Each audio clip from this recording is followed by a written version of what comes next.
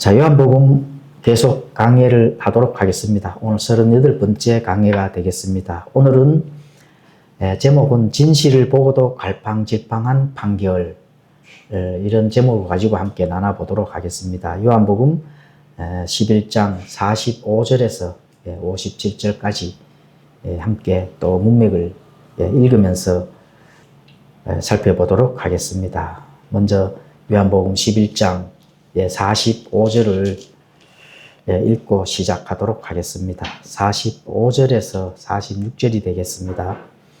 자, 마리아에게 왔다가 예수님께서 행하신 일들을 본 유대인들 중에 많은 자들이 그때 그분을 믿었으나 그들 중에 어떤 사람들은 자기들의 길로 바리새인들에게 가서 예수님께서 행하신 일들을 그들에게 고하니라.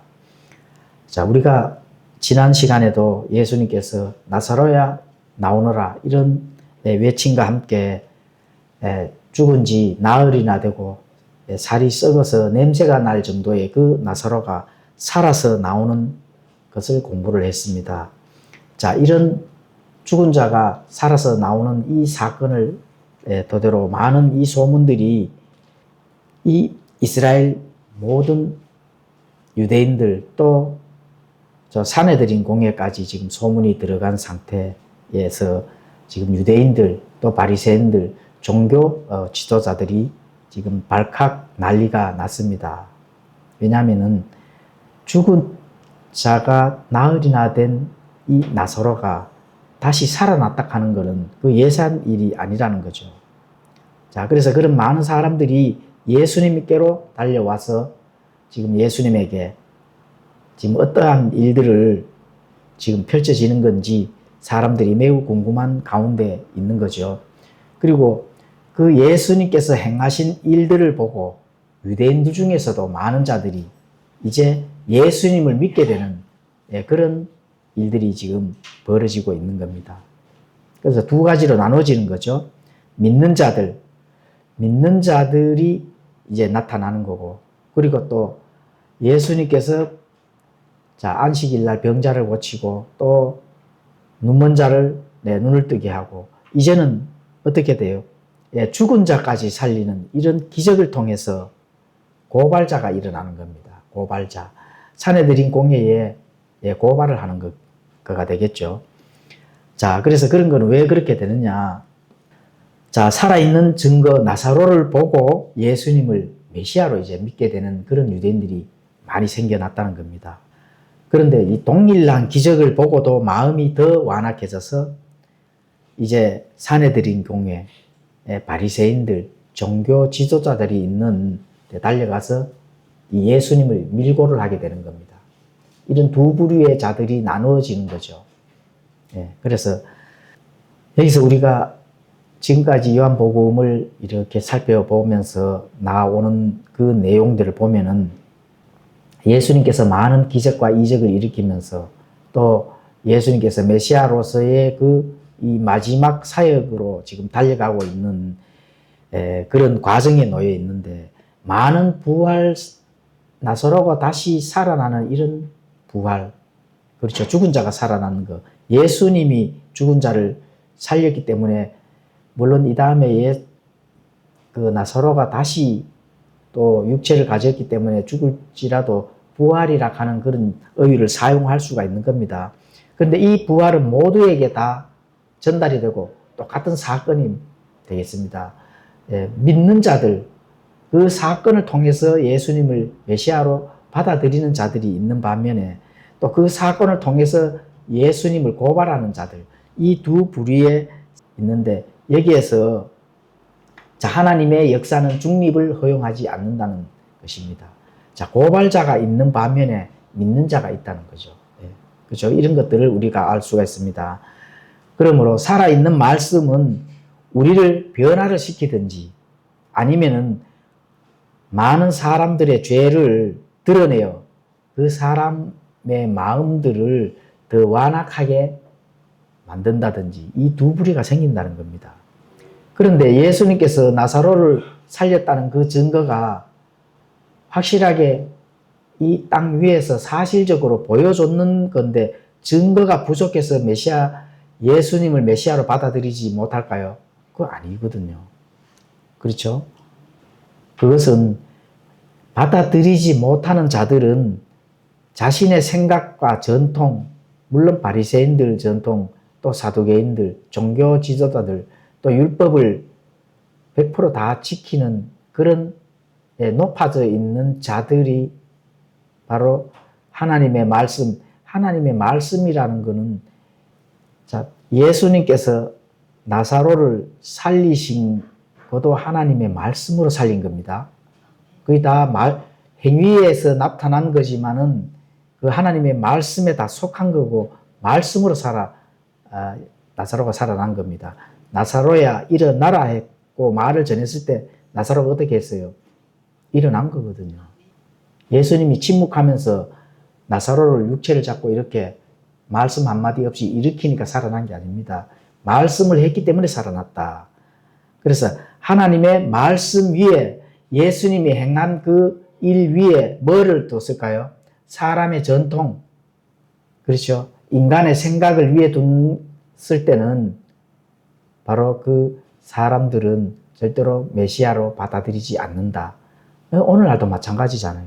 하나님의 성경 그 진리 말씀 위에 신학을 올려놓는다든지 또 전통을 올려놓는다든지 이렇게 됐을 때 참된 복음의 그 진리들을 받아들이기가 어렵다 하는 거. 이거는 뭐 당연한 겁니다. 우리가 실제로 보아오는 거기 때문에 그렇습니다. 자, 그래서 하나님의 말씀 위에 어떤 거라도 올려놓는다면은 그 말씀을 받아들이기가 어렵다. 증거가 부족해서 그런 거 아니거든요. 하나님께서 하나님의 말씀을 1.1획도 땅에 떨어지지 아니하고 보존해 주시겠다고 말씀을 하셨다면은 그대로 이루어지는 거거든요. 그런데 그 보존의 역사, 하나님이 하시는 그 일들을 믿지를 않는다 하는 거는 그 말씀 위에 자신이 배운 지식 또 전통들을 올려놓기 때문에 참된 복음의 그 진리를 받아들이지 않는다. 이렇게 이제 보는 겁니다. 자, 요한복음 11장 47절도 함께 살펴보도록 하겠습니다. 자, 그때의 수제사장들과 바리새인들이 공회를 모으고 이르되 이 사람이 많은 기적을 행하고 있으나 우리가 어찌해야 하겠느냐. 자, 이제 수제사장들, 바리새인들, 사내들인 공회, 이스라엘을 이끌고 가는 종교 지도자들, 또 정치 지도자들, 그렇죠? 이런 자들이 모여서 회의를 하는 겁니다. 많은 기적을 행하고 있다는 겁니다. 많은 기적. 그러면 우리가 어찌해야 되겠느냐? 자, 기적을 봤으면 어찌해야 될까요? 당연히 그분을 믿어야 되죠. 왜냐하면은 이 땅에 사는 인간들 중에는 죽은 자를 살린 자는 없습니다. 죽었던 자를 살렸는 사람은 없거든요. 그러면은 죽은 자를 살렸다면은 그 살린 자가 누구라고요? 하나님만 할 수 있다 하는 거. 그러면 뭐 결론은 이미 난 거죠. 결론은 이미 났는데 어찌 해야 하겠느냐라고 지금 반문을 하고 있는 거거든요. 그 진리를 묻는 것이 아닙니다. 가르쳐 준다면 내가 그 진리대로 따르겠다 이런 것이 아니거든요. 자신들의 체제를 유지하기 위한 방책을 묻는 겁니다. 진리를 받아들이기 위한 방책이 아니고 우리의 체제, 우리의 율법, 지금까지 내려온 전통 이런 것들을 유지를 하려고 하면 어떻게 해야 되겠느냐. 지금 이렇게 지금 지도자들이 그런 질문을 던지고 있는 겁니다. 자, 이런 바리새인들, 종교 지도자들이 예수님이 메시아라는 증거를 보고도 어떻게 하면 이 증거를 덮을까? 그 증거를 덮을까 고민을 하는 거죠. 증거를 덮을까. 자, 그래서 이 장면은 이스라엘의 공식적인 통치 기구가 바로 사내들인 공회입니다. 사내들인.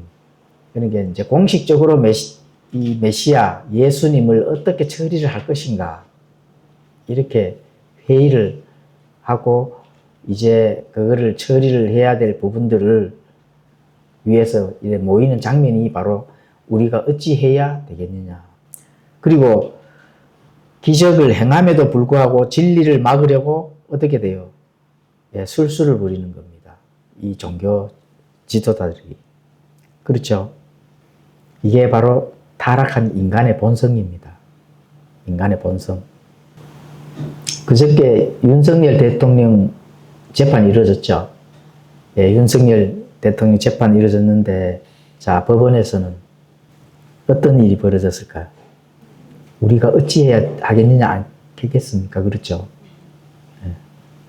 분명히 내란 혐의는 아니고, 자기들의 지금까지 지켜온 거는 지켜야 되겠고, 골치가 아팠을 겁니다.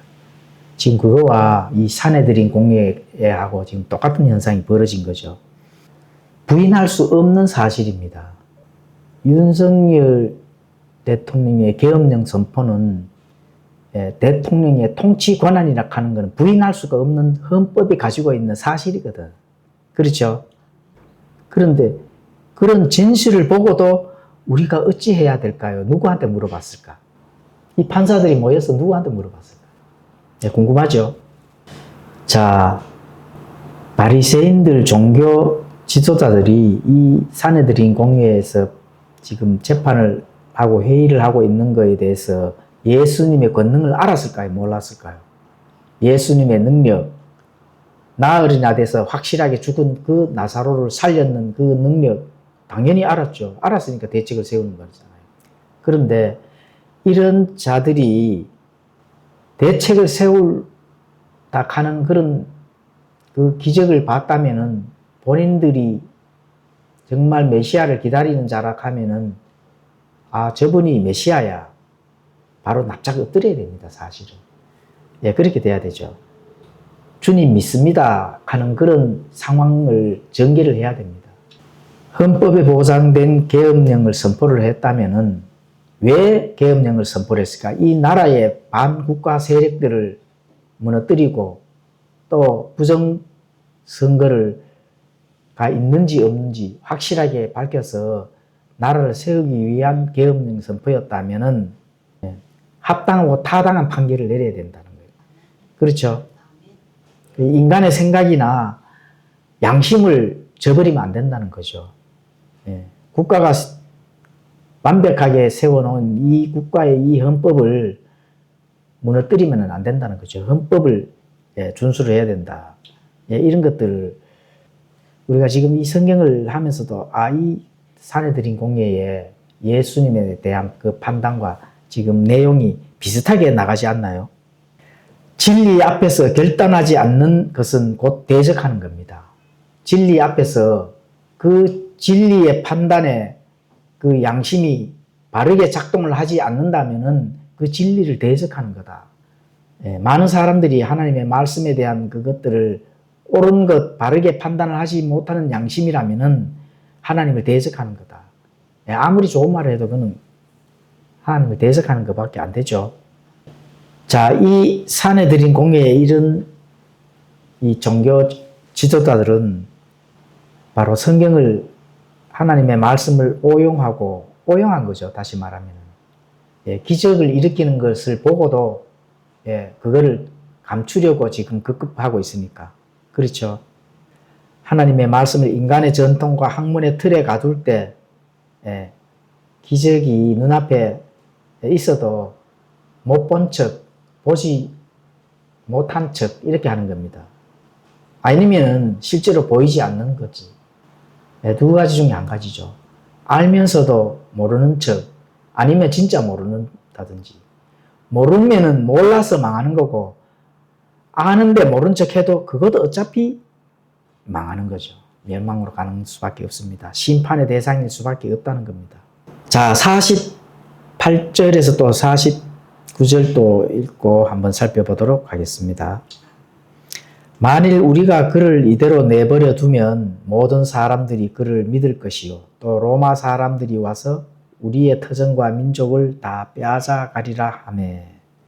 그들의 중에 한 사람으로서 바로 그 해의 대제사장인 가야바라 하는 자가 그들에게 이르되 너희가 결코 아무것도 알지 못하며. 자, 종교 지도자들이 세상을 두려워하는 거죠. 예, 세상을 두려워한다. 자, 로마 사람들이 와서 우리의 터전과 민족을 다 빼앗아 가리라. 그렇죠?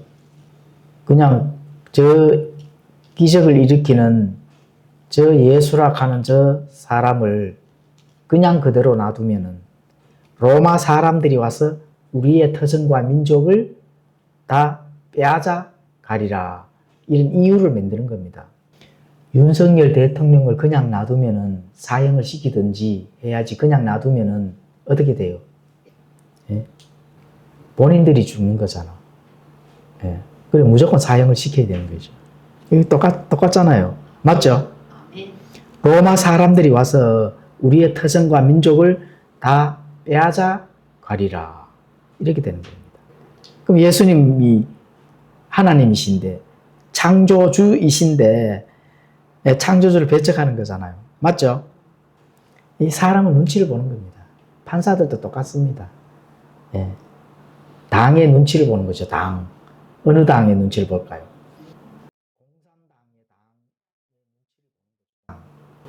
진리를 거부하고 타협한다. 그렇죠? 타협의 결과입니다. 예. 그 재판의 그 무기징역은 타협의 결과거든. 입술로는 진리인 척, 바른 것인 척 하면서 자신의 이해 타산만 고집하는 자들. 이런 자들이 바로 재판을 맡겨놓으면 문제가 발생이 되죠, 당연히. 자, 이 종교 지도자들, 바리새인들, 사내들인 공예, 이런 자들은 자신들의 그 종교를 지켜왔는 전통 또는 시민적 그 특권들을 뺏길까봐 걱정을 하는 겁니다. 다시 말하면. 자신들이 누려왔던 그 특권을 빼앗길까봐 걱정을 하는 거죠. 예수님이 자, 썩은 지 나흘이나 된 냄새가 나는 그 나사로를 즉시해서 살려냈다면은 보통 일이 아니거든요. 예. 그렇게 됐을 때 이 종교 지도자들이 과연 어떤 생각을 가졌을까? 이 종교 지도자들과 그렇죠. 당의 안에 있는 자들하고 생각이 거의 일치가 되죠. 네.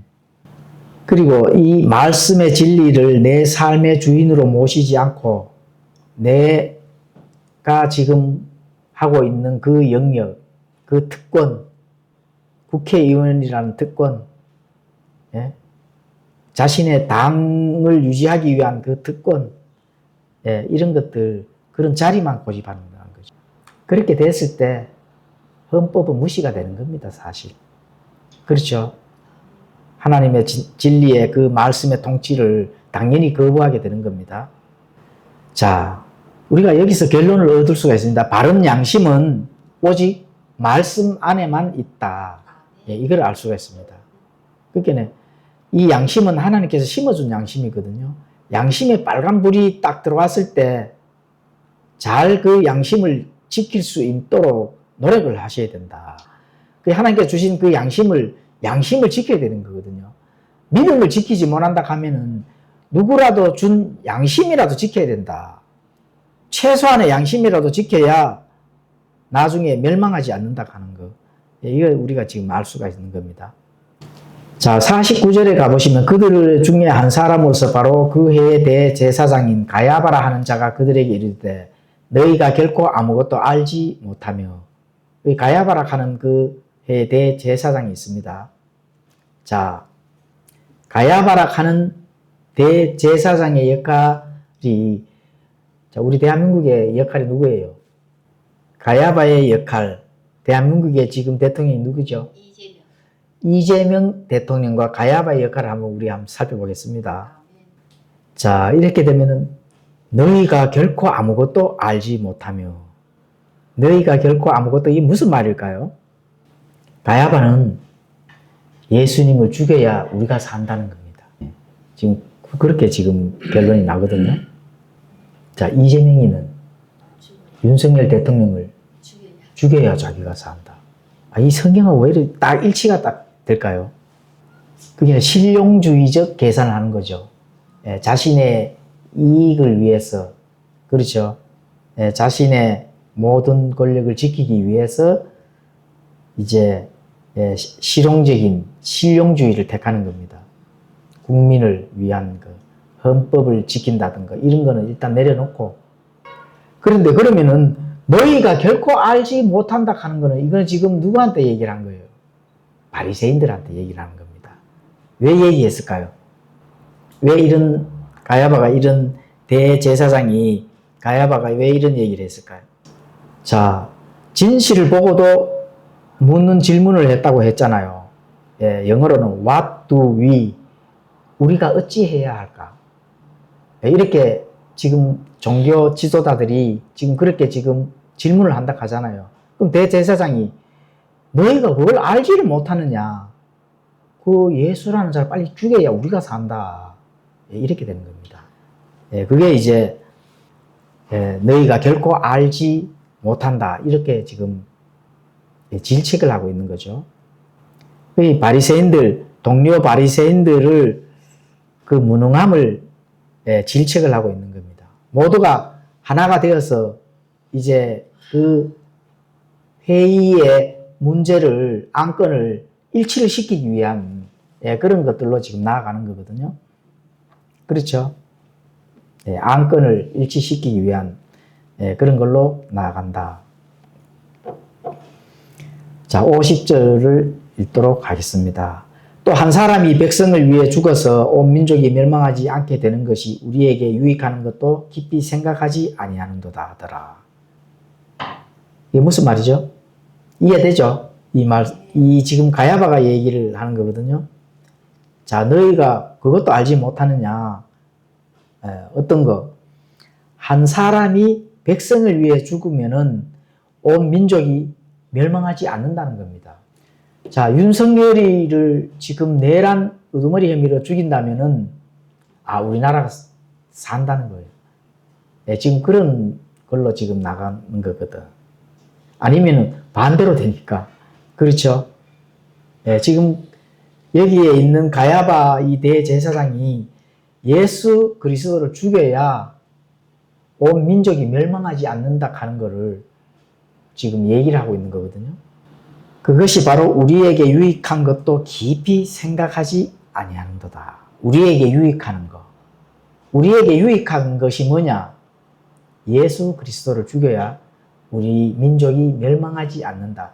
결국은 죽여야 된다. 이런 거. 그래서 자신의 민족을 멸망하지 않는 것으로 이렇게 이유를, 명분을 삼아서 바로 그 한 사람, 예수 그리스도, 예수님을 희생을 시켜야 된다 하는 그런 부분으로 지금 판결을 하고자 하는 겁니다.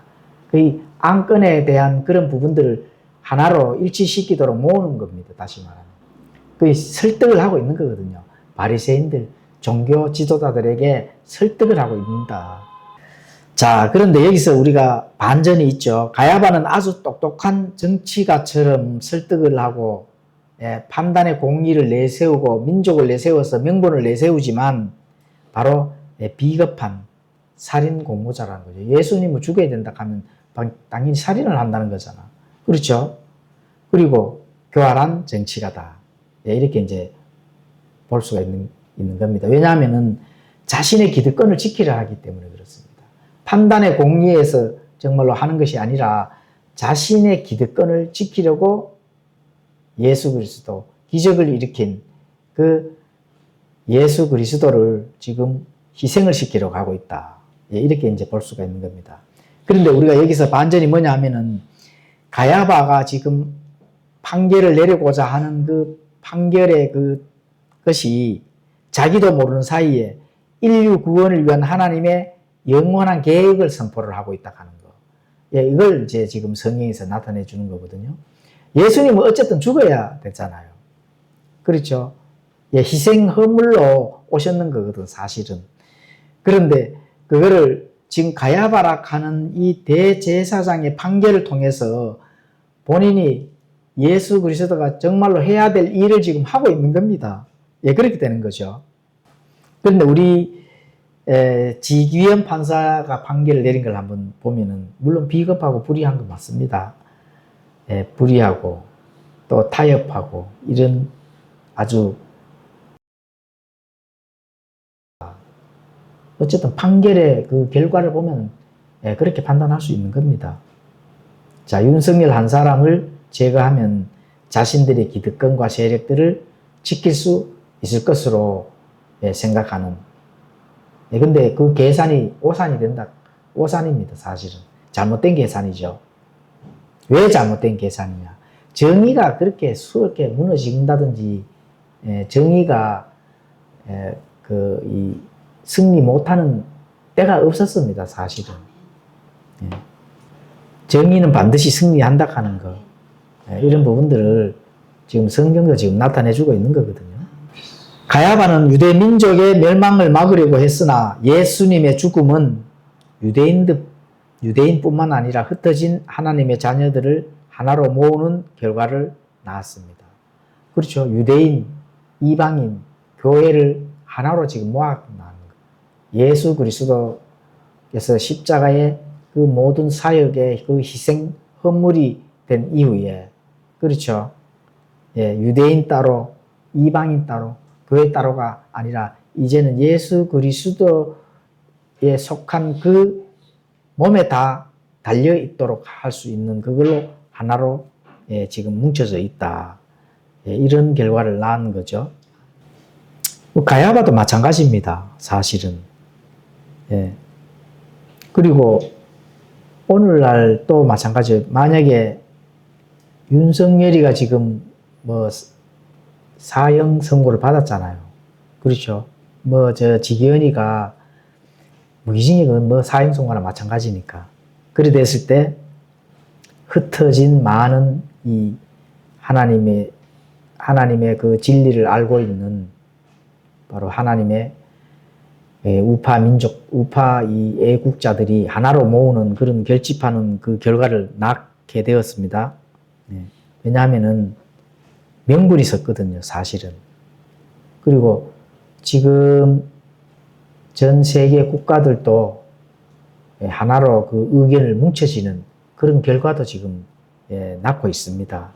그래서 끝까지 결론을 가서 그 결과를 봐야만 누가 정말 참 승리자가 되는지 그걸 볼 수가 있는 겁니다. 그리고 결국은 이 가야바도 똑같습니다. 가야바도 예수를 죽여야 이스라엘이 산다. 이렇게 본인이 판결을 그렇게 내려야 된다고 지금 판결을 내리고 있거든요. 그런데 아이러니하게도 그들이 우리의 생명 대신 예수님을 죽였기 때문에 어떻게 돼요? 이스라엘은 결국 서기 70년에 AD 70년에 로마에 의해서 로마 디도스 장군에 의해서 처참하게 무참히 파괴가 된 거고 멸망이 됐다는 거. 그러니까 자신들의 그 이득을 위해서 오히려 민족들이 멸망할까봐 예수님을 죽여야 된다는 그런 판결을 내렸는데 그러면 멸망을 안 했을까요? 죽으면 멸망을 안 했을까? 아니죠. 결국 멸망을 했다는 겁니다. 그래서 가야바는 유대 민족들의 멸망을 막으려고 저 기적을 일으킨 예수를 죽여야 된다는 그런 판결을 내렸지만은 결국은 그거와 상관없이 결국은 AD 70년에 엄청난 7년 환란기에 전무후무한 그런 고통 또 그런 핍박 가운데서 이스라엘 성전이 파괴가 되고 멸망이 됐다 하는 그런 부분들을 우리가 역사적으로 알 수가 있습니다. 그러니까 인간의 꾀가 결국은 어떻게 돼요? 민족의 재앙이 된 것이다. 이렇게 이제 볼 수가 있는 겁니다. 자, 지기현 판사가 비겁한 재판으로 결국 자신의 양심만 타협꾼들에게 거래를 하고 팔았잖아요. 판결의 그 결과가 그렇게 나온다면은 어떻게 돼요? 결국은 이 대한민국이 다시 살아나는, 다시 살리는 그런 결과를 낳게 되거든요.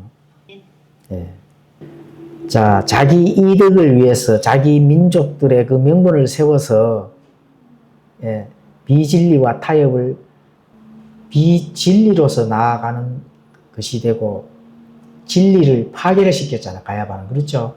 그래 됐을 때 결국은 민족들이 멸망을 막기 위해서 한 것이 결국은 멸망이 되잖아요. 네, 그렇죠. 그런데 자, 오늘날 정의를 위해서 자, 이 국가를 살리기 위해서 자기 몸을 던진 윤석열을 죽인다면은 어떻게 돼요? 이거와 반대가 되겠죠. 국가는 다시 살아나는 겁니다. 그러니까 그런 것들을 우리가 한번 지켜보면은 되는 거죠. 그래 되면은 자, 윤석열을 사망, 이 죽음에 이르게 이 사형 선고를 한 이 자들이 바로 재판을 불법으로 바르게 양심대로 하지 못한 자들은 결국 어떻게 돼요? 처참하게 본인들이 파괴가 된다 하는 거. 분명히 그런 날이 분명히 옵니다. 그 자신들이 인간의 그 꾀를 부려서 그렇게 한다 하는 거는 그 하나님의 그 공의의 심판, 공의의 재판을 무시한다는 거거든요. 모든 이 지구 위에 있는 이 국가들의 그 운영 시스템은 국가의 그 왕이 하는 게 아닙니다. 하나님이 움직이시는 대로 간다 하는 거. 그렇죠. 움직이시는 대로 간다 하는 거.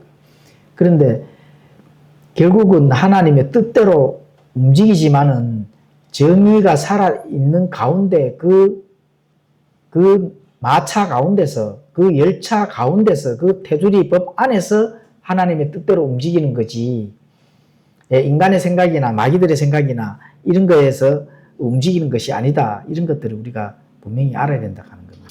결국 유대인들도 자신들의 그 민족의 재앙이 된 거지만 결국은 멸망하기 때문에 그 멸망으로 갈 수밖에 없는 이스라엘 민족들의 그 역사를 우리가 알고 있거든요. 그런 것들과 마찬가지로 지금 현재 우리의 대한민국의 그 길은 결국은 하나님께서 움직이시는 대로 간다 하는 거. 그게 하나님의 판단의 공의가 반드시 승리한다 하는 거 우리가 꼭 믿어야 됩니다. 왜냐하면은 가야바의 입술은 자기도 모르게 대속의 진리를 내뱉었기 때문에 그렇습니다. 가야바가 어떻게 돼요? 예수님을 죽여야 되는데 실제 예수님은 이 땅에 희생의물로 죽기 위해서 오셨거든요. 그런데 그거를 그 명분을 자신들의 이익을 위해서 자신들의 전통을 지키기 위해서 하는 거고 그 하는 그 길이 결국은 어떻게 돼요? 하나님의 뜻 안에서 하나님의 그 테두리 안에서 그 일이 지켜진다 하는 거 그런 거거든요. 그래서 그런 것들이 결국은 하나님께서 하시는 일이기 때문에 판단의 공의 진리가 마지막에는 반드시 어떻게 돼요? 승리를 한다 하는 거거든요. 우리 지기현 판사가 양심을 타협하고 윤석열을 사형에 죽였지만은 그 윤석열 한 명이 죽음으로 인해 가지고 하나님께서 공의의 판단이 바로 서는 기회가 되었다. 이렇게 보는 겁니다. 하나님의 자유의 질서의 법치가 다시 살아날 수 있는 그 길이 열리는 거거든요. 왜냐하면은 사람들이 먹고 마시고 사고 팔고 하는 동안에는 웬만한 충격으로는 사람들이 돌아설 길이 사실 없습니다. 조금 충격을 줄 필요가 있거든요. 하나님의 그 질서, 자유 질서가 조금 무너지는 그런 충격을 하나님께서 하실 수도 있다고. 그런데 반드시 하나님께서는 승리한다. 판단의 공의를 통해서 하나님께서 주신 그 질서가 승리한다 하는 것. 이걸 우리 꼭 알아야 되는 겁니다. 자, 51절, 52절을 또 살펴보도록 하겠습니다. 그는 스스로 이 말을 하지 아니하고 그 해의 대제사장이므로 예수님께서 그 민족을 위해 죽으실 것을 대언하되 그분께서 그 민족만을 위해 죽지 아니하시고 또한 널리 흩어진 하나님의 자녀들을 하나로 함께 모으기 위해 죽으실 것을 대언하였더라. 자, 가야바가 이렇게 한 행동, 그렇죠. 예수님을 이제 재판을 해서 이제 죽여야 된다 하는 그런 판결을 내리는 거를 지금 성경 기록이 뭐라고 말씀하죠? 스스로 이 말을 하지 아니하고 그의 대제사장이므로 예수님께서 그 민족을 위해 죽으실 것을 가야바가 자기가 지금 입으로 말을 하고 있는 겁니다. 그 진리를 지금 말을 하고 있는 거예요. 예, 진리를. 스스로 이 말을 하지 아니한다 하잖아요. 그러니까 가야바는 자신의 이익을 위해서, 민족을 위해서 명분을 세워서 예수님을 죽이려고 하지만 말을 하는데 그 말을 스스로 하지 아니하고 어떻게 돼요? 대언을 한다 하는 겁니다. 예, 그렇죠. 이런 것을 봤을 때 어떻게 돼요? 모든 역사의 주인공은 하나님이시다. 예, 그렇죠. 하나님이시다. 그리고 그분께서 그 민족만을 위해 또 죽지 아니하시고 널리 흩어진 하나님의 자녀들을 하나로 모으기 위해 죽을 것을 누가 대언해요? 예, 가야바가 대언하는 거죠. 이게 하나님께서 사용을 하신다. 그렇죠? 예, 그러니까 만약에 이런 게 안 된다 하면 예수님이 지금 희생 헌물로 6월절에 죽으셔야 되는데 이렇게 진행이 되지 않는다면은 안 되죠. 당연히. 예수님께서 죽으실 명분을 자신들 하나님께서 선택한 이스라엘 민족의 그 대제사장 가야바의 입을 통해서 하나님께서 대언하도록 이렇게 해주시는 거. 이게 그냥 우연이 아니라는 겁니다. 하나님께서 움직이시는 역사다. 이렇게 이제 볼 수가 있는 겁니다. 그래서 가야바가 살인을 모의하고 있으나 하나님은 그 악한 계획을 대속의 도구로 지금 사용을 하시고 있다. 자, 윤석열이가 사형 선고를 받았지만, 예, 자, 그 사형 선고 받은 그 도구로 하나님께서 사용을 하신다면은 많은 사람들이 이 자유 질서의 그 법칙을 깨닫고 일어날 때가 있다 하는 거. 예, 그렇죠. 예, 예, 그렇게 하나님께서는 그 역사의 과정 속에서 의인들을 사용을 한다는 겁니다. 가야바는 물론 참된 대언자가 아니죠. 바리새인들, 종교 지도자들 자신들의 그 명분을 쌓고 전통을 지키기 위한 그런 자지만 자신이 내뱉은 그 단어의 그 도구는 자신이 지금 현재 언급하고 있는 이 워딩은 흩어진 자들을 하나로 모으고 하는 하나님의 도구로 지금 사용이 되어지고 있다 하는 게 놀라운 사실들입니다. 그래서 그 예수님의 죽음이 바로 죄인들을 위한 대속의 길로 사용이 되어지도록 지금 가야바가 대언을 하고 있다. 지금 우리 오늘의 이 문맥이 바로 거기를 가르쳐 주는 겁니다. 자, 53절, 54절 또 읽도록 하겠습니다. 이에 그들이 그날부터 그분을 죽이려고 함께 의논하니 그러므로 예수님께서 다시는 유대인들 가운데 공개적으로 다니지 아니하시고 거기를 떠나 광야에서 가까운 시골로 가셔서 에브라임이라 하는 도시로 들어가 자기 제자들과 함께 거기에 머무시니라. 자, 사내들이는 가야바의 제안에 따라 법적 절차도 무시한 채 예수님을 죽이려고 이제 결의를 하고 판결을 내렸습니다. 그리고 그렇게 이제 판결이 끝나자 예수님은 이제 거기서 더 이상 계시지 아니하고 자신을 드러내지 아니하시게 된 겁니다. 왜냐하면은 그 판결 내리는 대로 예수님께서 이제 집행이 돼야 되는 거기 때문에 예수님께서 거기에서 뭐 어떻게 본인을 이제 드러낼 일이 전혀 이제 없는 거죠. 자, 그래서 이스라엘이 메시아를 공식적으로 거부하자 주님은 그들에게 보여주시던 표적 또는 공적인 그런 가르침들을 그때부터 이제 중단하십니다. 왜냐하면 이제 예수님께서 6월절 날 희생헌물로 그 사역의 마침표를 찍기 위해서 이제 준비하신다. 이렇게 이제 볼 수가 있는 겁니다.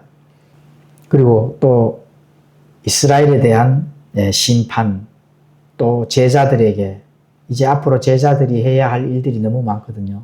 복음의 중심의 그 역할에서 순교도 해야 되고 또 성경도 완성되어 가는 그 일에서 집중을 하셔야 되기 때문에 그런 시간에 이제 할애를 하셨다. 이렇게 이제 예수님의 그 움직임의 그 동행을 알 수가 있습니다. 자, 여기서 우리가 알 수 있는 것은 세상은 증거가 부족해서 예수님을 믿지 않는 것이 아니라 자기들의 체제를 유지하기 위해서 진리를 정죄를 하는 시기에 와 있습니다. 사실은. 진리를 정죄한다. 옳은 것들, 바른 그런 복음의 판단들을 어떻게 돼요? 세상이 정죄하는 시기에 와 있거든요. 그러면 진리가 이 세상을 장악하는 마귀와 사탄들이 진리를 정죄를 하면 정죄될까요? 안 되죠, 당연히. 근데 사람의 눈에는 정죄를 당하고 또 핍박을 받고 또 울분이 터지는 그런 일로 보여지는 겁니다. 하지만 진리가 정죄받는 일은 지금 단 한 번도 없습니다. 반드시 진리는 나중에 이 세상을 심판할 때가 온다 하는 거, 이거 꼭 믿으셔야 되는 겁니다. 그래서 힘을 얻어야 되겠죠. 그래서 진리 편에 서야 된다. 그 편에, 하나님의 우편에 그 진리 위치에 서야 되는 게 중요하다. 왜냐하면 세상이 지금 참된 것들을 심판을 하는 시기에 지금 도달해 있기 때문에 내가 어느 위치에 서 있는지, 내 행보가 하나님의 그 행위록에 일일이 기록이 된다 하는 거, 이거를 꼭 명심해야 된다. 지금 그 시기에 지금 놓여 있습니다. 윤석열 대통령의 무죄 증거가 차고 넘쳐도 민주당의 자신들의 기득권 체제를 유지하기 위해 마녀 사냥, 그렇죠, 정제 사장 지금 정치적으로도 지금 하고 있는 거잖아요. 그거는 정치 안에서 이루어지는 거고, 지금 전 우주적으로 진리가 핍박받는 그런 때가 와 있는데, 이 진리가 핍박받을 때, 울분이 터질 때 타협하지 아니하고 내 영과 혼과 몸의 위치가 바른 위치에 서 있을 때다 하는 것을 하나님께서 지금 그것들을 지금 하나님께서 지금 채찍질하고 있다. 이거 보여주는 겁니다. 그 위치에 다들 서 있기를 바랍니다. 그 위치에 서지 않는다면은 내가 서지 않은 이유를 반드시 하나님 앞에 가서 그 이유를 설명을 하고 해명을 해야 된다. 뭐 해명해도 당연히 안 되겠죠.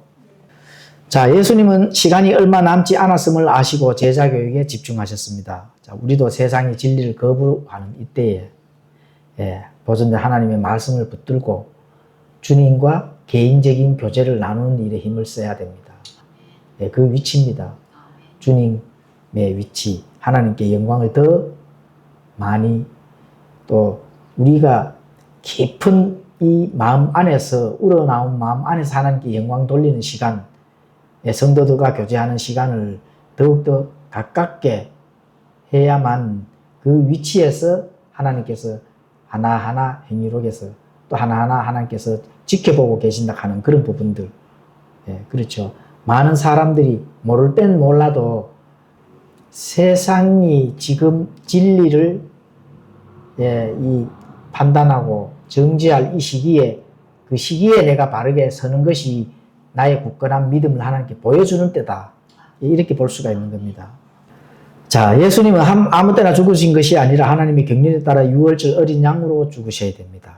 그래서 그런 거를 이제 또 준비를 하시고, 그리고 그 예수님이 그런 준비를 하기 위해서 에브라임으로 가시는데 그게 후퇴하고 도망가는 게 아닙니다. 그래서 가장 완벽한 예수님의 사역의 타이밍을 맞추기 위한 그런 예수님의 발걸음이다. 이렇게 이제 볼 수가 있습니다. 자, 55절, 56절도 함께 보도록 하겠습니다. 유대인들의 유월절이 가까이 오매 많은 사람이 자기를 정결하게 하려고 유월절 전에 시골에서 예루살렘으로 올라갔는데, 그때에 그들이 예수님을 찾으며 성전 안에서 서서 자기들끼리 말하되 너희 생각은 어떠하냐? 그가 명절을 지키러 오지 아니하겠느냐 하니라. 자, 유월절을 지키기 위해 몸을 씻는 유대인들을 이제 정결하게 하는 유대인들을 이제 말씀하는 거죠. 자, 이거는 뭐 옛 경륜의 그런 마지막 모습이 될 것입니다. 유월절 절기를 지킨다든지 어떤 절기를 안에 갇혀 놓는 마지막 경륜. 그렇죠. 예수님께서 모든 것 십자가에서 끝을 낸다 하면은 절기 지킬 필요 있어요, 없어요? 없는 거죠. 자, 진짜 유월절 어린 양이신 예수님께서 죽으심으로 붉은 암송아지가 이제 필요가 없는 거죠. 자, 예수 그리스도의 그 피 단번에 정결케 되는 새로운 경륜이 이제 곧 열린다. 그런 시점에 와 있는 겁니다. 예수님은 자신의 때가 이르렀음을 알고 율법의 요구를 완성하기 위해 죽음이 기다리는 예루살렘으로 이제 예수님께서 이제 향해 가시는 겁니다. 십자가에 달리셔야 되기 때문에. 판결이 났기 때문에, 그렇죠. 그런데 성경은 외적 정결하는 그런 몸을 씻는 것보다 내적 믿음이 중요한 시기가 이제 다가온 겁니다.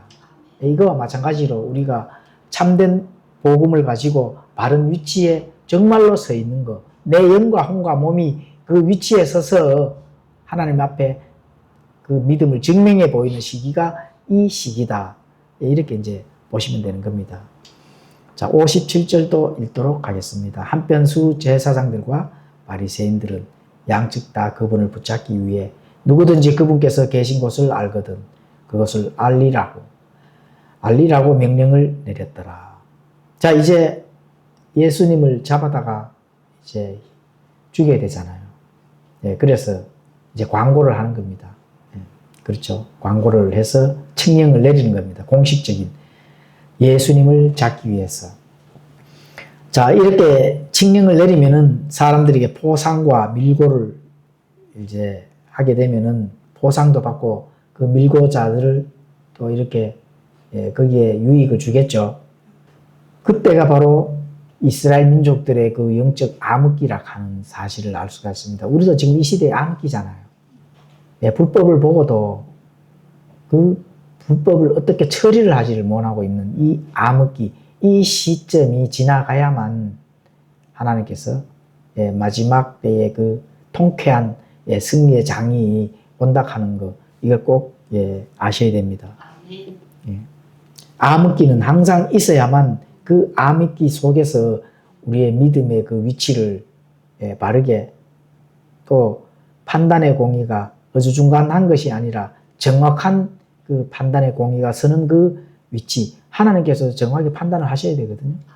그런 것들이 필요한 시기가 있다 하는 그 부분들을 알 수가 있습니다. 자, 의의 결의로 수배령이 떨어지는 종교적 권위 또는 이런 남용들을 진리를 억압하는 도구로 전락하는 이 시점이 바로 암흑기 시점이다. 그렇죠. 로마 가톨릭의 그 천년 중세 암흑기 시대에는 누구로도 대적을 못했잖아요. 그 가톨릭 교회사 그 역사 기간 안에서 하나님의 그 진리 보고도 바르게 그것을 잡지 못하는 그 암흑기 시대처럼 지금도 그 암흑기 시대에 놓여 있다 하는 것. 그 위치가 중요하고 우리가 산 순교자로서의 그 역할을 정말 감당해 나가야 된다.